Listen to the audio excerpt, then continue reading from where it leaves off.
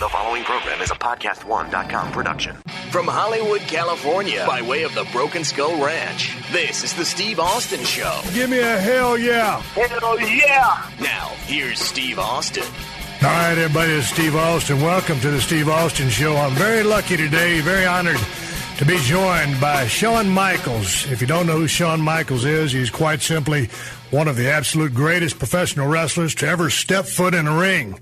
He's a three-time WWF champion, a one-time World Heavyweight champion, a one-time WWF European champion, three-time Intercontinental champion, five-time WWF E-champion, tag champion, one-time WWE Tag Team champion, two-time Royal Rumble winner, WWE Hall of Fame inductee in 2011. Shawn now hosts Shawn Michaels' McMillan River Adventures, which has aired for 2 seasons, and Season 3 starts on July 2nd on the Outdoor Channel.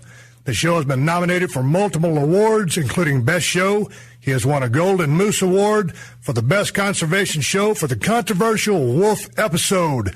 Ladies and gentlemen, I'm proud to announce Shawn Michaels. Shawn, welcome to the show.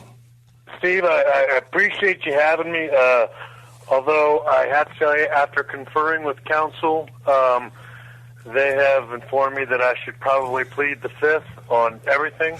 So, I don't know that I can tell you much, especially after that intro, man. I mean, that covers all the good stuff. Everything else goes downhill pretty drastically after that. It all goes downhill from here, and I appreciate you bearing with me. You know, when we just started this show, I knew that part of the program was going to be to have people on such as yourself, and I tell you what, I had the brainstorm idea. I said, you know what, shit, I might as well just have Shawn Michaels on episode 2 and go from there and jump right in, feet first, and here we are talking. So bear with me as I hack through this thing, and you and I have known each other for a long time, and to go back and give a little bit of history on you and me, I remember back in the day when they brought me into the WWF, they brought me in as a ringmaster, and you know, they just brought me in as a mechanic and just a guy that could have matches with anybody on the card.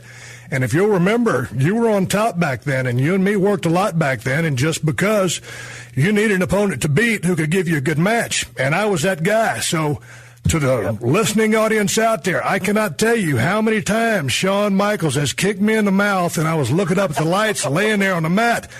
I looked up at the lights so many times, I think I need my retina and my corneas replaced. Thank you, Shawn. Well, and that's one of the things, it's funny, that, I don't think there's ever been a time we've really got to talk about that. I mean, it was, obviously, and, how do you not? I mean, obviously, the Stone Cold was, was huge, and it's hard not to focus on that, but, one of the things a lot of people don't know is that, when you first came in, I mean, you and I were main eventing a lot of, they wouldn't put us in any of the major towns because we hadn't done anything on TV, but in every other place. And I'll tell you, one of the things you did for me, and this isn't blowing smoke, and you remember me commenting on it the first time you said it, which was, we got together and you said, hey man, could I just sort of just, you call it out there and just sort of do whatever. And if you remember, I was like, dude, yes. I mean, anything, I had, at that time, I was, probably wearing more hats than I should have at that time, trying to be a good guy and the champion and all that stuff, and having to general a lot of my own stuff at that time. And to be able to go out there and just not do anything except depend on the guy, again, the old way, I guess, I don't know. I'm assuming, Steve, because it's your show, we can be open and honest. We are open and honest. Anything flies on this show. Yeah, you know what I mean? I mean, you could just, it was for me, especially, at that time, it was a huge,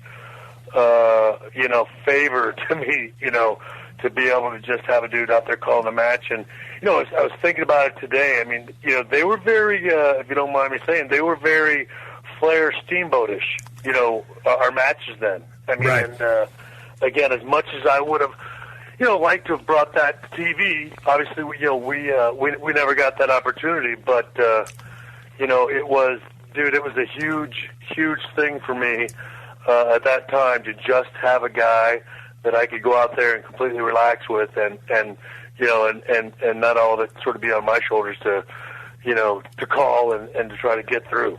Well, it was a lot of fun for me because, coming from a different territory, I'd been watching you for years and knew, obviously who and what you were, one of the best in the world even at that time. So to go out there and get a chance to wrestle with you, and, this was back in the day before I got dropped on my head, and I was a little bit more wrestling-oriented.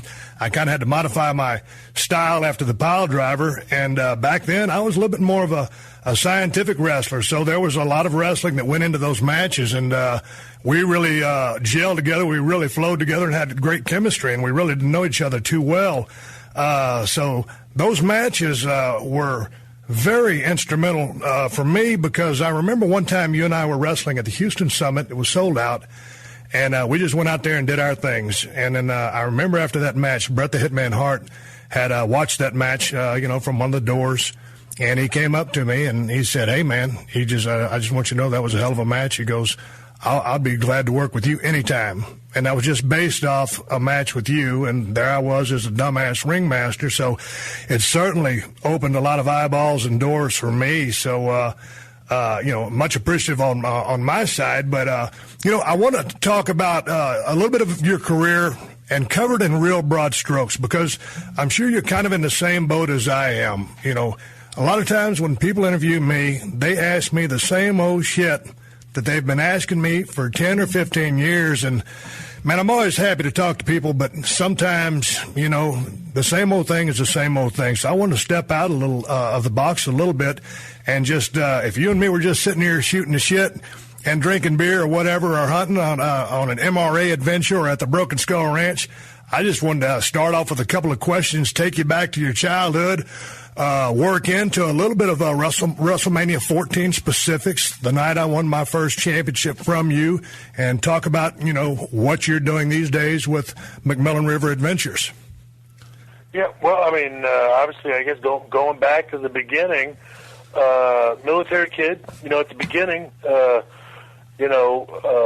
like with all military kids, you're moving around quite a bit, born in Arizona, 2 months later off to somewhere in England, I don't even remember.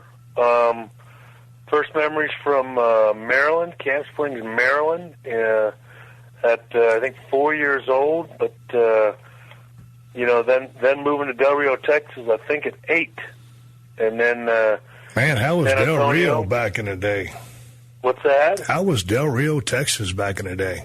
Yeah, well, it was, it was.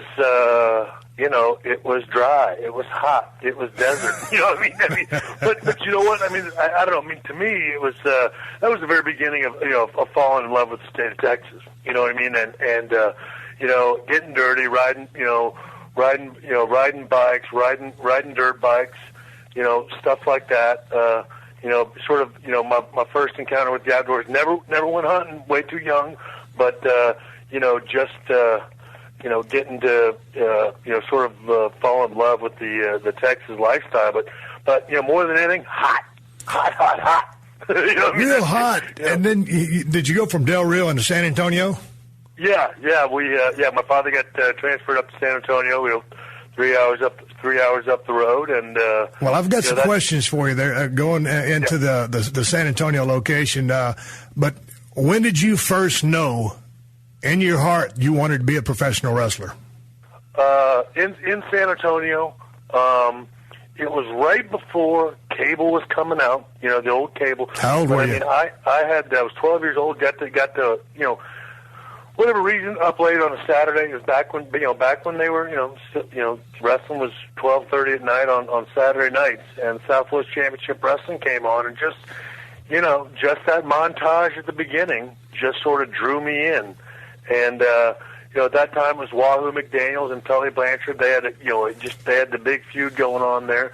Scott Casey, Black Gordman, Jose Lothario, and then Scott Casey had this huge thing, angle with Eddie Mansfield that ended up in a hair versus hair match. It was just, but that was all of it. The Funk's coming through, and then as cable came about, almost around the same time. That's when we got TBS and the then WWF out of the Madison Square Garden and that WOR TV and so it just sort of consumed my life. It was obviously, Steve, growing up in Texas, football is everything. And well, that's what I wanted to ask you. You're taking a shine to this wrestling at about 12 years of age. What kind of kid were you? I know you as Shawn Michaels, a heartbreak kid, par excellence in the ring. Were you a total sports guy? Was it football, baseball, track? Well, believe it or not, I was an incredibly shy kid. Really? Believe it or not, it turned out to be obviously very, very obnoxious. But, very shy kid, coming from the, military background, always being the new kid, just sort of, was shy. And it was football, but, played baseball, ran at Laughlin when we were in Del Rio. But when I got to Randolph, it was basically, I wasn't big into basketball, so it was football, and then in the off season they had a lot of the football players doing track, and I threw the discus, and the shot put, but that wasn't a very premier thing. So basically, it was focused on football year round, and then I was going after my wrestling bug, all the other times. I mean, me and my buddies were constantly going down to the base gym, and even though, I wasn't, training. I mean, you start going over stuff and you start watching it, and then then you begin to,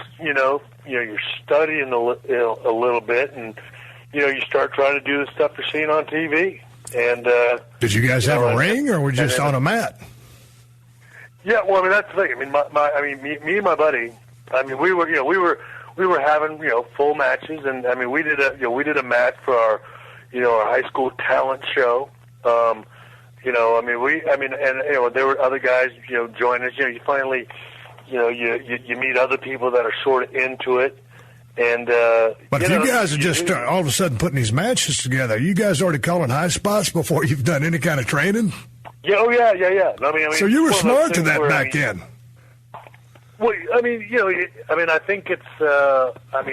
We were just in there doing it on an amateur wrestling mat. And that thing was open all the time, and we were in there, just bumping each other around, beating the crap out of each other, and doing our best not to, to kill each other. That's why, again, years later, I tell you, man, Jose, he trained me for probably 2 months, and he goes, you basically know what you're doing. I mean, and not to, at some point during the watching, Steve, I started watching it, but then, you're not consciously studying it, but you are. You know what I mean? It's, you start looking at, okay, I'm sort of getting this, but there's a way to do this and a way not to do it. And that's something, by the time I was 15, 16, I really started to focus on, and, doing my best to get better seats, get those second row seats or first row seats at the Hemisphere Arena, and I'm watching really close what they're doing. You know what I mean? And doing my best to try to figure it out, and then putting it to use, the next week, on one of my buddies at the base gym. The Steve Austin Show. The Steve Austin Show.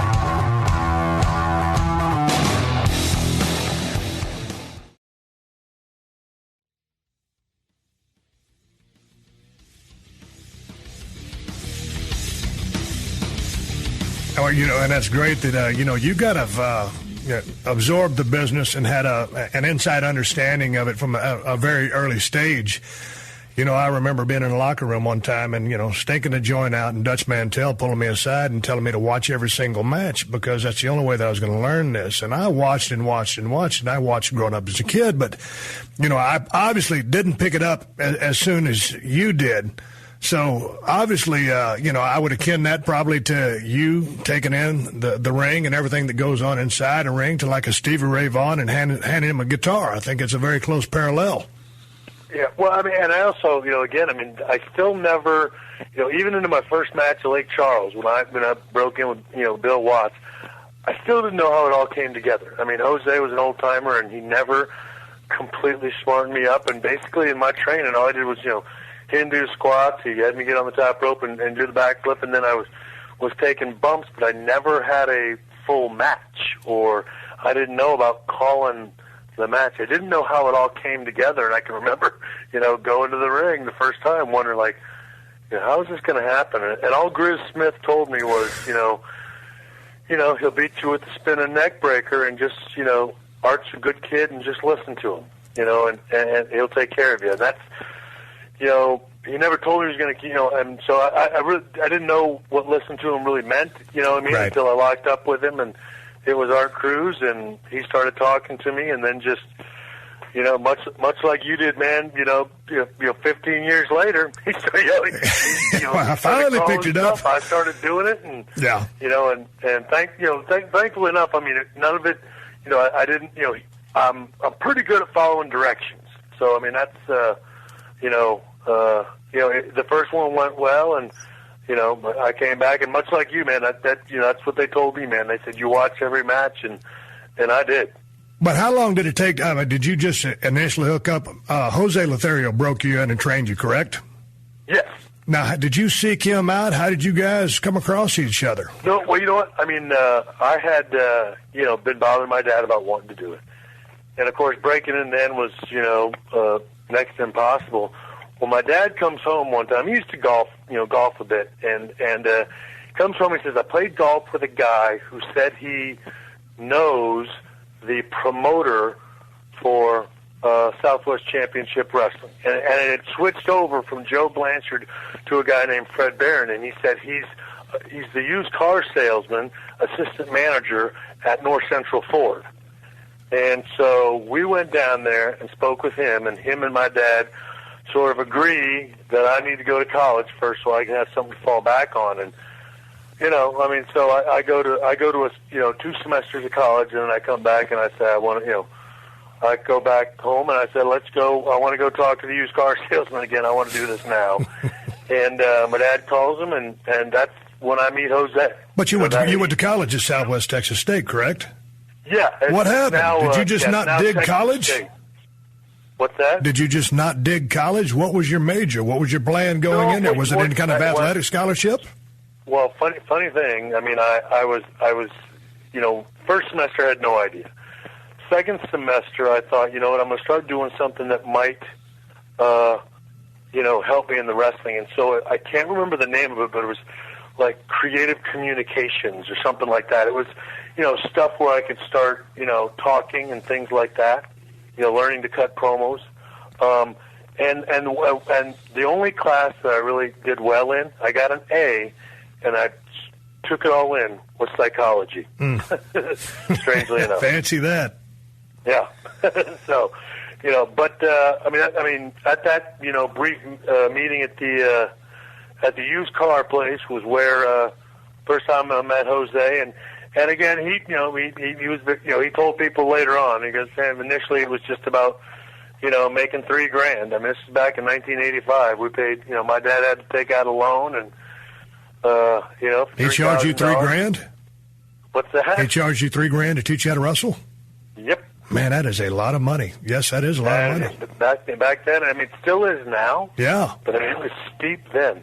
And what did your training consist of? How many days a week were you going to train with Jose? I was going 5 days. I mean, I was going. That's awesome. I was going every day. But I mean, it probably, and in his defense, I mean, I think it was just a business thing. And then, about 2 weeks in, obviously he never gave us the money back. but I mean, I think he realized that I might have something, and then it became more than just having me do a bunch of hinge squats. He was really good to me, but I mean, we did not do a ton of technical stuff. I mean, but what did you learn the most from Jose? Basically, how to take bumps. How to take bumps and the backflip off the top rope. I mean, that was something he wanted me to do. I was certainly because I could do it. I was a really good diver. I mean, we never had I was a kid that could do darn near anything off the board, the diving board. Never did anything competitive. I was just a kid that spent all summer in the pools. So I mean, he had me doing a bunch of flipsy-doos and dipsy-doodles and, all that kind of stuff that I used to do at the beginning of my career when I still had knees. Now, was he teaching you a vast background of chain wrestling, or was that something you guys were doing in the gym before you hooked up with Jose just by watching? No, I mean, we would do a little of that, but I mean, we were doing more of, the hip tosses, the reverse hip tosses, and, body slams and stuff like that. I mean, truthfully, I learned, and that's what he said. He said, look, you just need to get out on the road. I learned more in 6 months in Mid-South. And as you know, Steve, back then, man, you went to different territories. There were guys with different styles everywhere. Yeah, I mean, on-the-job training.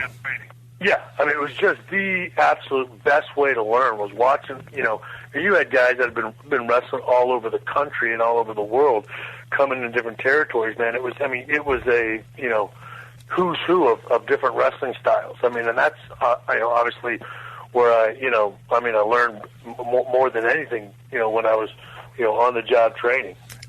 As far as your work in ring has always been, just extremely sharp, extremely crisp. I've always gone on record as saying you're the greatest in-ring performer I've ever seen. And, from just execution, psychology, night in, night out, telling a story, multiple layers, salesmanship, just the whole thing from top to bottom.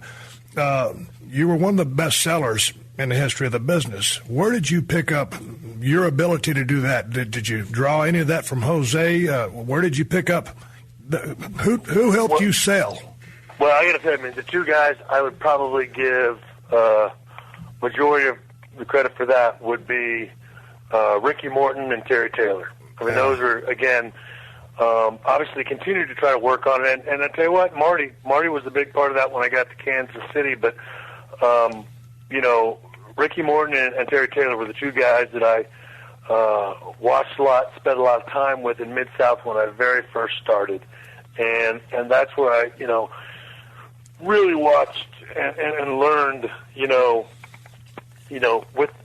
about how to really draw sympathy, from the crowd and to make it believable, especially, when even at that time it was still, more the traditional way of wrestling, but even then, it was starting to turn a little bit. They had the big, rough, tough baby faces there too, and Dr. Death and Hacksaw Jim Duggan and Jake the Snake, so it was starting to turn into, the more tough guy baby faces, but, guys like Taylor and Ricky Morton could still draw that, that old school sympathy, and so I got to give them a ton of credit. Yeah, those guys were awesome, and especially Ricky Morton being a smaller guy, and Rock and Roll Express, one of my favorite tag teams in my top 3 of all time, and Ricky Morton was absolutely wonderful.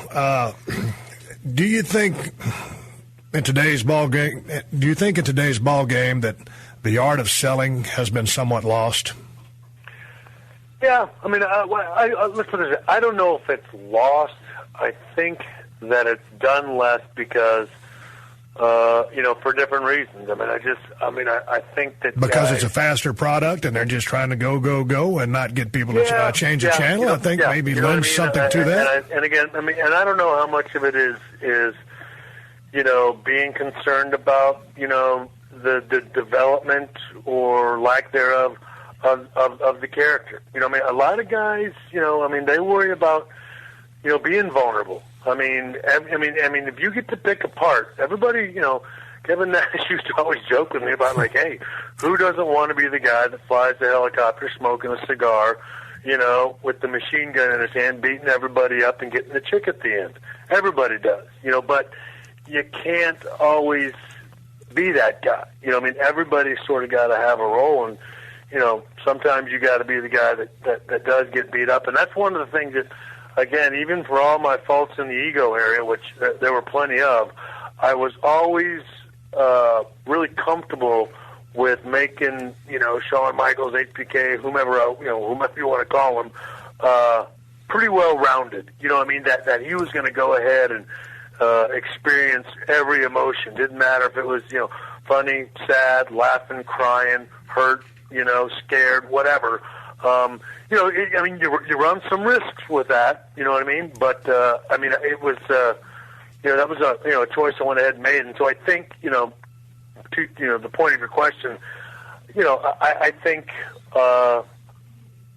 guys are less desiring of wanting to play that role. I think more people want to be, dude, you made one of the coolest characters, in history, and it's pretty tough not to want to be that guy. You know what I mean? When you compare Stone Cold to HBK, which one would most dudes want to be? Well, you know what I mean? And so, but that being said, even a Stone Cold, I had to learn how to sell in the dose that was proper for Stone Cold, because, even a Stone Cold, if I didn't have any vulnerability, and if I was just chopping through people and running through them, then, and to a vast majority of the time, that's what I did. That's what the crowd wanted. But, yeah, even Stone Cold had to be vulnerable. But before we, I kind of fast forward into some of your title reigns in the WWF, I know that you opened up a wrestling school there for a period of a couple of years. How was that? Did you enjoy teaching what you had been taught and what you had learned on the road? And why did that all stop? Yeah, I did really enjoy it. It sort of takes you back to all the best parts of the business, all the stuff that you sort of enjoyed before it got tough and it got to be the business, you know what I mean? So that, from that standpoint, it was real fun and very enjoyable.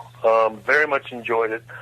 The reason I stopped, one, was because, again, that's when I started, considering coming back. But also, that was still in I was still transition stage between, being the screw up that I was in the past and trying to get my life together and get my family life together and back on track, and I just didn't think I could do it all at the same time. And third, I started doing TV and running some shows, and that really got tough. Right. Somewhat financially, but also I can't imagine. Here's the, and I mean this, respectfully, but having guys who, haven't really made it in a lot of places look at you and go, hey, dude, what are you doing with me on TV? It was tough. It was meant to just be a starting ground and a place to get experience, but to have to deal with, again, it's funny because it happened to me, and I was tough on, I was tough on people. The irony was, to have somebody who, hadn't been anywhere in the wrestling business yet look at me and go, hey, dude, what are you doing with me? Or I don't want to do this, or I don't want to do that. It just, I thought to myself, it's hardly worth it. I'm trying to, it's a little too much of a headache. And so that combined with, thinking about coming back and focusing on getting my life together, I just felt it was better to give it over to somebody else. Well, and talking from you and I having this conversation, I'm sure there's been so many times you've been asked, Shawn, where should I go to learn how to wrestle? Do you have any recommendations? I get asked that all the time. And obviously your school would have been a premier spot to go. If you get asked that question today, if there's somebody out there listening that is trying to get into the business of professional wrestling, do you have any recommendations off the top of your head that you would consider a good place to learn? Well, I'll be honest. I honestly don't know that many places. And I say that, I want to say Jesse, Jesse Gonzalez. I think it's Jesse Gonzalez out in L.A., but I sort of point everybody towards the WWE because I honestly don't, I don't know them, I guess, because my concern is, even the way I did it, it's tough because with the insurance and if you're going to do it right and it's not going to be just beating guys up and trying to make money. Right. It's harder to do it that way, and a lot of guys don't want to do it that way. And so I'm real careful and, about recommending somebody. I just do my best to tell them to really make sure they fully vet whoever it is. You know what I mean? And be real conscious of giving your money to guys that mostly just want to beat you up and not really, train you well. That's a big step, man. And so I honestly don't have enough information to know who's out there and who's credible and who isn't. Right. Well, so you started, Jose taught you, you had your first match, you go to Mid-South and Power Pro, correct, and then on to AWA. So you put in your time there, you end up in a WWF. You have all the success you had with Marty as the Rockers, but I want to go right to your first singles championship. Your first IC championship was against British Bulldog Davey Smith, and you winning that belt from him. What did that mean to you to win your first major belt, and what was the perception of that belt as it relates to the boys on the crew? Well, I mean, I think, both the moment that it meant to me and what it meant to the boys and the crew, I think are sort of synonymous. I mean, certainly in my mind, it was the belt that the workhorse had. Exactly. The guy that could, it was, at that time, it was more, the World Championship was more the sort of the commercial guy of the company. And the Intercontinental Champion was a working bastard, for lack of better terms, the real wrestler. Right. And so that's actually the one I can remember thinking. And it was many years ago, because I had that perception of it even before I was in the WWF, but still in the business. I was just a guy that saw the Intercontinental belt as like, the belt like a guy like me really wanted. So, I mean, it was unbelievably satisfying, of course, obviously. And then you want to, you certainly want to be the guy to uphold sort of that, that reputation, even if it's, even if it's one that you and sort of the guys have established. I mean, it's one that I think people, as well as I do, took pretty seriously, and again, I guess I look back on stuff now, Steve, and I mean, I don't know. I mean, I can remember Vince telling me way back when, like, hey, man, like, the first World Championship, I'd like you to enjoy this, and yada, yada, yada. And enjoy it? Yeah. I guess that's easier said than done. The Intercontinental Championship is probably the last title, that I enjoyed until I came back, in 2002. And of course, I made it a point not to hold any titles then. Right. Moving on to the World Heavyweight title, you won that title from Bret the Hitman Hart, one of the greatest of all time. What did winning that belt mean to you on a personal level? Well, again, I mean, it means a lot of very cool stuff. And again, it's you want to, I don't know, I want to like tell people like, I mean, it's obviously it's huge. I mean, it's the kid in you, all the reasons you want to, be in the business and things of that nature, all have come true. And from that standpoint, when you're allowed to have those moments of clarity and reality and be, Michael Shawn Hickenbottom, the kid from Texas, it's great joy. As you know, Steve, you sort of live, a double life a lot of the times while you're doing that job. And, the Shawn Michaels, the business dude, the wrestler, the whatever, didn't have the ability to enjoy it. You know what I mean? You're just. Did you stress about the responsibility that belt places on you? Yeah. Again, I don't, I think probably at that time I'm sure I said, I don't care and stuff like that, but you got to draw. I mean, I don't, you're looking at the house every night. I can remember, I can't remember one time when Bret had the belt or when Hogan had the belt. I can't remember when I first got to the WWF. Nobody was talking about ratings. You know what I mean, on from TV. We still had shows. I don't remember ratings being talked about until I think I don't know, the first Monday Night Raw, or maybe somewhere even a little bit later than that.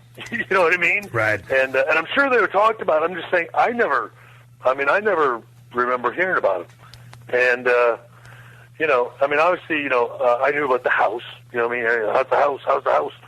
But there's just a lot of stuff that comes with it. And again, looking back on it, I sometimes go, yeah, I know it's great, but then I have a very realistic, response of like, but I can't say I let myself enjoy it because I was too busy thinking about all the other sort of stuff, garbage, whatever you want to call it, right. Pressure that came along with it. Let's jump to WrestleMania 14. WrestleMania 14, a pivotal time in my career. It was the night in Boston Fleet Center where I was going to win my first World Heavyweight Championship. I was going in to face none other than yourself, the Heartbreak Kid. We had Mike Tyson involved as a special referee. Obviously, you being the heavier-footed guy at that time in the business, you knew that Mike Tyson was going to be a part of this whole extravaganza probably way before I did. But when Vince is breaking this information down to you about Mike Tyson being involved, what ran through your head? Were you down with that? Were you say, hey, that's a great idea? Or where were you on the whole Mike Tyson thing? Well, as best I can recall, I don't think I knew about it, I can remember, I think, hearing about it, but, you did the first thing with him.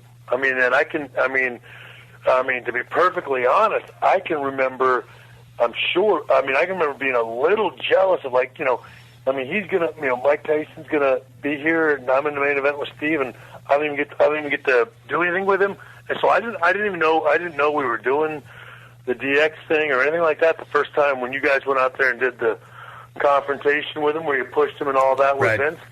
I didn't even know where we were going then. You know what I mean? And I got, and as you know, Steve, somebody could have told me then, and it's gone now, for all I know. But but that notwithstanding, you knew it was going to be big. You knew it was going to help, obviously, the pay-per-view. Yeah, it was one of the, having done a fair amount of those, WrestleManias with, quote, stars, unquote. This one felt like this was going to be one that really worked in our advantage. And and again, everybody knew. You'd had been a dummy to know that, didn't know that you were coming on hot. So it was for me, and again, just being 100% totally honest, it was it's one of those things where you're like, it's cool, all the stuff that's happening, it's big, but you're not a part of it. And that was admittedly a tough pill to swallow, and obviously not being the great guy, that I am now. The guy I'm talking to now is a lot different than the guy back then, because I remember, man, tension was high. We started building that WrestleMania 14 thing, and we brought Tyson in, and everything was going full speed ahead. And I remember the time you super kicked me on the top of the ramp there that one time, and, Triple H was there, and, we were doing it was a hell of a build-up, but, man, it seems there was a little bit of animosity there. And you seemingly, to me, were just in a lot different space then than you are now. It seems you were beat up. Well, and the thing is, the animosity was never at you. No, it was never personal, and I get that. Yeah, it was at the situation. It was at Vince. The career's over. I'm dropping the title. We're about the frustration. It was palpable that this is going to be big. I'm going to miss it. There was absolutely nothing good going on with me, and so I was a dick to everybody. But that being said, but how were you on a physical level, as far as on a pain level? I know your back was bothering you at that time. What kind of pain level were you in going into that match through the build? Well, I can remember having that one dude. I can't remember his name anymore. Francois. Yeah, there you go. But he came down to my place and was working with me, for every day before that. I got to be honest. I was on a fair amount of stuff. So for me to say what I would have been like, completely off it. I can't say.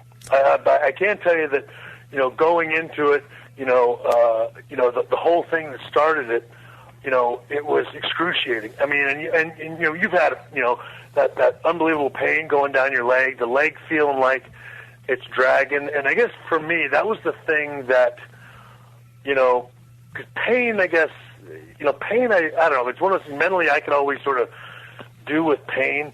Mobility and feeling heavy always, that more than anything, bothers me, frustrates me, and that's the thing I think that also added to, my frustration and my attitude and everything then, knowing that I could not, it was, the one thing that I had, Steve, always had, even if I was the biggest prick in the world, I could always go out there and just rip it down and tear it up. And I knew that was not going to happen this time. And that more than anything, I think, bothered me and affected my psyche more than anything else. You know what I mean? If that makes any sense. Well, it was interesting because I remember going into that match, and I remember coming out of that match, and I won my first championship. But I mean, gosh, you and me had ripped the ring up 100 times when I first came into the company, and then on the grand stage, it wasn't so much. I mean, that's just honestly just between you and me, and as many matches of the year you have had and that I've seen, it was could it have been better? It could have been a lot better, but given the situations and everything that was going on, we went out there and we did what we had to do, and so I won the belt that night. And you dropped the title to me. A big deal, a big step in my career, and something that I'll never forget. After that match, where were you in your head? Was it a letdown? Was it disappointment? Was that just part of the business? Was it a weight off your back? Where were you once that three count happened? You went back to the dressing room and just kind of chilled. Well, I mean, the first thing was, there was no. It took a long time for me to get to the chill stage.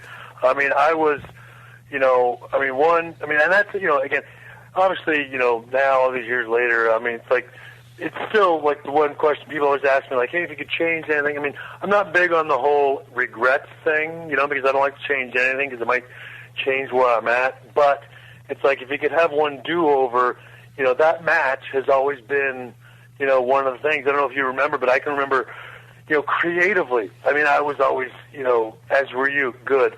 I mean, we ended up doing basically what you and Hunter had been doing, right, in house shows. We didn't even, just because I wasn't even there mentally, had no drive to come up with something good and creative. You know what I mean? And that's just, I was, so I was never like that. Again, even if I was in the ring with somebody I didn't like, I never, my ring performance was never affected, from that standpoint, because, that's one thing. It was one thing I wouldn't let suffer. So, that, the fact that it wasn't, ripping the house down bothered me. The fact that, the company was moving on, that bothered me. I can remember my biggest priority that night was nobody putting a shirt on me. I can remember being angry about that.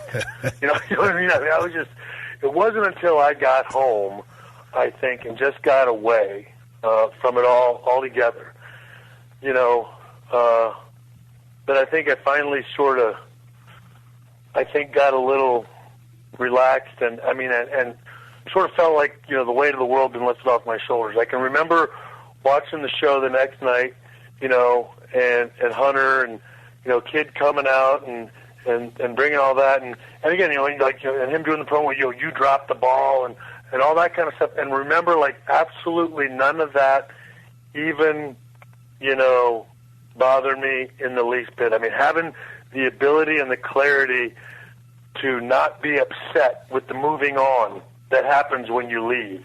You know what I mean? Right. And that's, I think, the first time, that I sort of felt like, holy cow, I mean, this ought to bother me more. I mean, if a shirt being laid on me, yesterday bothered me so much, how come this doesn't?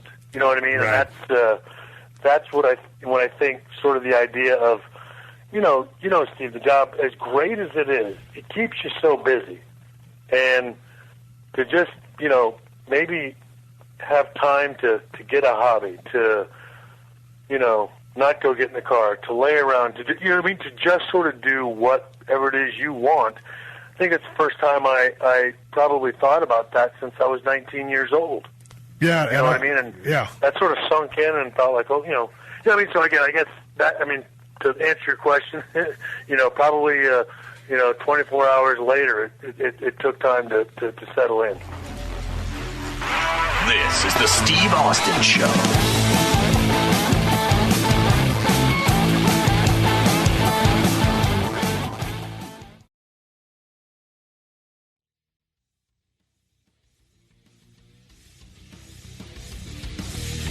Gotcha. And I wanted to move into down the road, and again, I'm covering a lot of broad strokes here because you had such a long career, and I'm just not going to ask the same old questions. You know, you get inducted into the Hall of Fame. Your speech was the best promo you ever cut. I remember watching that thing, and I was there and laughing and crying during that speech because you had such a range of emotions. And I guess, you know, I'd never seen you talk like that. So that was a very interesting night at the office and big for you. And so, you know, subsequently you've wrestled since then, but now you are off the road. You are not a professional wrestler anymore. What was getting out of the business like for you? Was it hard? I mean, guys just can't get out of the business anymore. And there used to be the old saying, oh, yeah, you get in the business so you can get out of it. That's bullshit. You get in with it. You get addicted to it. You fall in love with it. It is who and what you are. You're on the road for 45 days. You're dying to get home. You're home for 2.5 days. You're bored to death. You're ready to get back out on the road. You know, that's what the business is, and you just turn. The way I always tell people is you turn into a damn zombie. I came, I did, they gave me a schedule, I went out and kicked ass, busted my ass, worked hard, and I loved every second of it. But, man, it's a whirlwind. And, you know, I got out of the business because of my situation, but we're talking about you. So what was getting out of the business like for you, Shawn? Well, you know, I mean, it didn't I don't know. I mean, I didn't experience the it's hard thing. I mean, no withdrawal? No. And again, that's, I mean, and I guess, you know, everybody always, you know, every time I say that, people go, well, hey, you don't want to say that yet. You might go back, and it's like, no, I'm just saying what it was at the time, what it is now. I'm not saying that, you know, I don't know what the future holds. You know what I mean? But I can tell you, I mean, I can remember after the first match with The Undertaker, you know, driving back, you know, from Houston with my wife and saying, you know what? That might have been the one to end it on. And I told her, I said, you know, I don't think you can wrestle a perfect match. I said, but I think that was probably as good as it can get. That was unbelievable. I said, and I got to be honest, I'd rather end on something like that. You know what I mean? I mean, that's, if you're going to go out, that's the way up. You got to go out. And I got to tell you, Steve, I mean, you get the whole, and I'm not, this is going to sound bad, and I don't mean it that way, but, you know, you hear everybody, oh, my kids are my life, my kids are my world, my family, blah, blah, you know, and I get that. And I'm not saying it isn't true, but I really, you know, my kids, you know, I dig them a bunch, and, you know, I want to be a big part of their life. I don't want to, you know, if they screw up their lives somehow, I don't want to be because they didn't have a dad, you know, taking enough of a, you know, didn't get enough involvement from their father in their life. You know what I mean? I mean, I just don't want to screw that up. And as much as I do love, you know, the wrestling business, I love them a ton more. I mean, and, you know, I mean, I could, you know, I mean, look, I mean, you know, it was starting to bother my little girl. You know, the boy, you know, he was, you know, dealing with it okay. And with a boy, you feel like you're teaching them toughness and stuff like that by, you know, telling them, hey, what daddies do, we got to work and everything else. You know, it was really bothering my daughter.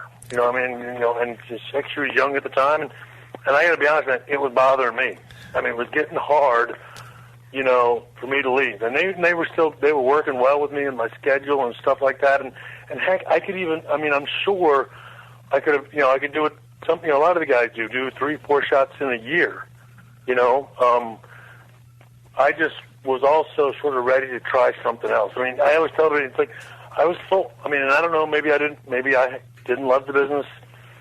I don't know, the way I was supposed to. I mean, I don't know. I think it sounds like you were ready to get out, and you had your priorities in line. And I remember I tell people all the time, man. I mean, I was flying so high and running so hard back in the day. You know, quite honestly, I didn't win Father of the Year at all, any year, ever. So Love my girls, but I was always on the road. I missed a big part of their life, and but that is what it is. I mean, and there's millions of people out, doing the same thing. Whether it's a truck driver or whatever you got to do in life to make a living, and ultimately that's what we were doing. But there's a time when it's time to stop, and I think a time in your head, when you can accept that. And it sounds like there's a time. It was finally at a place in your heart.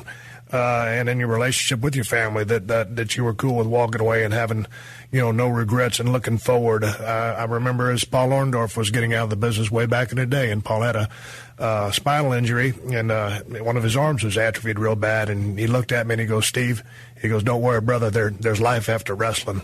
And I said, is there? And he goes, you damn right there is. So there is, and we're going to talk about life after wrestling right now, because we're going to go right into you coming out of the ring and turn into the world of hunting. And, man, one day you're riding in a limo going to a WWE event. The next day you're sleeping in a tent on some riverbank. You're the co-host of McMillan River Adventures with Keith Mark. I want to give a shout-out to your cameraman extraordinaire, Josh Ishmael. And you've had a very successful hunting show.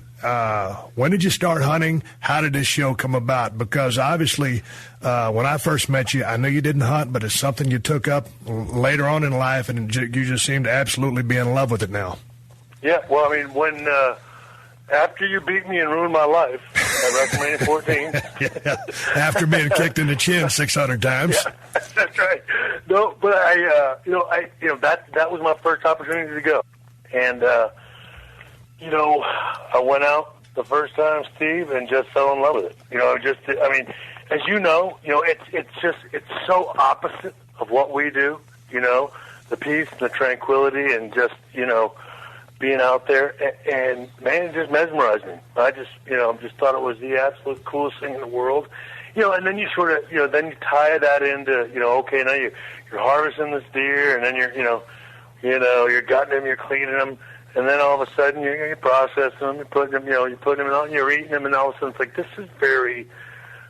is all very cool. This is like, here I've gone, and it was right on the heels of this life, as you mentioned, of limos and this and that and everything, everybody and their mama, waiting on your hand and foot. And then there was this, the polar opposite of being very self-sufficient, and sure maybe in a dirty, grungier way. And I got to tell you, man, that all appealed to me, and so I obviously, continued to do it obviously as much as I could, and on those, after I went back in 2002, you get those, you get busy, as and you don't always have quite the time to get out that you'd like to, and you get out whatever for 3-4 days, in the season, and so for me, I was just sort of living vicariously through those guys on the Outdoor Channel. And, then you start thinking about, geez, that's what kind of awesome job would that be? Wouldn't it be awesome to go from this gig that I loved so much to that, And let's talk about going from that gig into this gig, because, in that gig, meaning the life of the WWE, you're staying in 4- and 5-star hotels, being shuttled around in private jets and limousines. All of a sudden, you're taking out on the hunting gig, and, man, you guys are schlepping it out anywhere you can, in a tent, in a sleeping bag, in a shithole place for you to be. That's just the way some hunting lodges and some accommodations are, and we love it because it is what it is, and you're in the outdoors. But how's that transition for you? Was it a little bit of a wake-up call? Well, I guess I likened it to the beginning days, right. the days started at the beginning, and it was the love of the business. The money and the limos and the cool hotels, they came along with it, and it was awesome. Made it nicer to do, but at the end of the day, it wasn't the real reason I got into it. You know what I mean? I knew that. I can remember getting in the wrestling business thinking, like, man, if I could have a 1-bedroom apartment in my own car, that would be awesome. You know what I mean? So. And this was the same way. And that's why I guess I feel like it's something that's going to last, and because I'm doing it for all the right reasons, just like the wrestling business. And I don't know. It appealed to me. There was, I sort of like the dirty stuff. You know what I mean? I just don't. That's a part of my life that, I mean, that's truly been there since I was a kid. I mean, that goes back to Del Rio days, man. I liked being dirty. And that, you know, I mean, and, you know, it was actually more of a work, actually, for me to do the whole, you know, being in my suit and my this and my that and things of that nature. You know, at my core, I think I'm just, you know, I'm a kid that would rather play in the dirt and be outside and things of that nature. That's why, again, I mean, even the stuff that doesn't get filmed for the show and, you know, doing a lot of the work on the ranch, I like doing it myself. I mean, I don't want to. That's that kind of work. It's work, but it's fun work. And it is, exactly. I mean, I guess that's the thing. It goes back to, you know, same old things, wrestling business. That, hey, you know, if you can, you know, make a decent little living doing something you really enjoy, man, you never work a day in your life. When you're driving down the road in the wrestling business, your mind's going a million miles an hour. If you're sitting behind a wheel and you're the wheel man, or you're riding shotgun, you might be thinking about high spots, transitions, something to put on a T-shirt, or the stress of what's going on at the house, and you've got no control over it. These days, when you're sitting in a deer stand or you're riding your tractor, you're building a fence on your ranch there in Texas. I know you pulled up stakes from San Antonio and you're living on a ranch now. When you're sitting in a deer stand, it's quiet as hell, and you're enjoying the peace and quiet of the woods, maybe watching some wildlife. What goes through your mind these days? What do you spend the bulk of your time thinking about now? You know what? I mean, I guess it depends. I mean, a lot of it is, you know, a lot of it's still focusing on my family. You know what I mean? I mean, my kids are at those ages where they're taking on new endeavors of their own. You know what I mean? Horse lessons, piano lessons, bandolero racing. You know what I mean? So I think a lot about that. In their little futures and things. That, you know, I mean, I guess, not to sound too, frilly willy on your show, but I mean, you know, I think a lot about them. I mean, and their futures and stuff I want to do when we get home. And you know, I spend a lot of time just taking it in. You know what I mean? I'm being thankful. You know, there's a time I don't sit out there and go, "Geez, man, Lord, you've been good to me." You know, I mean, you've allowed me to, to do these things that I really like doing. You know, and have allowed me to call them jobs. Hey, but I don't think there's anything silly about, caring about the future of your kids, taking care of yourself and being able to relax a little bit from a lifetime of hard work spent on the road. When I'm sitting in a deer stand, I'm so at peace with myself and everything. And, hey, I still got problems. There's still a bunch of stuff spinning around just like everybody else. But before I wrap this up, just as one hunter talking to another, for any of you people that are listening to this, take some time, go get in the woods, check out the outdoor scene. My wife is a vegetarian. She's not going to kill anything, but she likes to sit in a deer stand and video deer. So, if you can get outside, enjoy nature, and, be responsible about, your gun ownership and everything else that you do, it's a great way to spend some time and a great way to kick back. Shawn, I want to thank you very much for being my first guest on the Steve Austin Show. You're a legend in the business of professional wrestling. You've always been a very interesting cat to me. I've watched you from afar, admired your work. God, just when you had your attitude back in the day, I didn't think too much of you. I was pissed off at you like a lot of guys were, but you were leading the charge, and I got a chance to get in the ring with you on a special night on WrestleMania 14, and you and I never traveled the roads together. We'll talk together again maybe. We can talk about the days of the Kliq, but just when you took up hunting and you and I, y'all came out with the MRA gang to the Broken Skull Ranch. It was a wonderful spending time with you. I'm glad that we are as friendly as we are now, and I wish safe travels, happy hunting, and all the best to you and your family.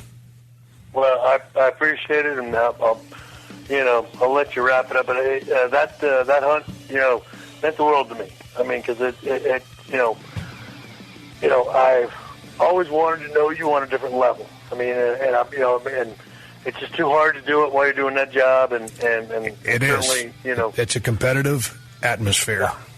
Yeah. It is. You know what I mean? And especially back then. I mean, I was, and again, that's why it's like, it's like one of those things where you say, give me another chance, dude. Because we got a lot in common. I've always I've always dug you and thought the world of you, and you know, so you're welcome, you know, with us, you know, at any time, and again, I hope the show does well. Anytime you need me, I will be there. I'm a phone call away, man. So whatever you need, you just let me know. I will give you a call in a couple of weeks. I'm going to go down to film Redneck Island. I'm coming hunting with you and the MRA gang. Thank you very much, Shawn. You bet, man. Take care. Take care, man. Bye-bye. This has been a Podcast One production. Download new episodes of The Steve Austin Show every Tuesday at PodcastOne.com. That's PodcastOne.com.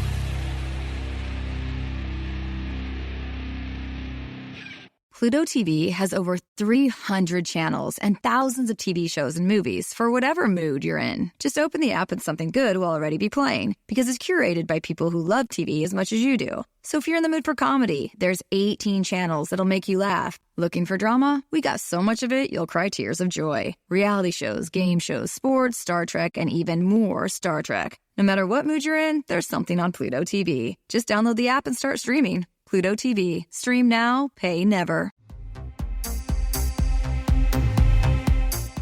Sometime in the early 80s, REO Speedwagon's airplane made an unannounced, middle-of-the-night landing. This is my friend Kyle MacLachlan, the star of Twin Peaks. And he's telling me about how he discovered a real-life Twin Peaks in rural North Carolina, not far from where he filmed Blue Velvet. What was on the plane was copious amounts of drugs coming in from South America. Supposedly, Pablo Escobar went looking for other spots, quiet, out-of-the-way places to bring in his cocaine. My name is Joshua Davis, and I'm an investigative reporter. Kyle and I talk all the time about the strange things we come across, but nothing was quite as strange as what we found in Varnamtown, North Carolina. There's crooked cops, brother against brother. Everyone's got a story to tell, but does the truth even exist? Welcome to Varnamtown. Varnamtown is available wherever you listen to podcasts.